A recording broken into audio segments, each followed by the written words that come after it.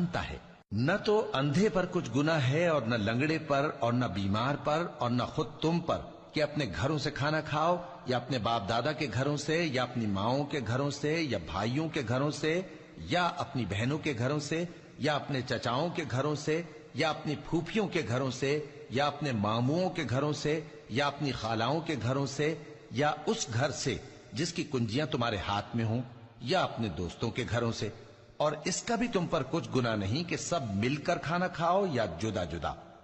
پھر جب گھروں میں جایا کرو تو اپنے گھر والوں کو سلام کیا کرو، یہ اللہ کی طرف سے مبارک اور پاکیزہ تحفہ ہے۔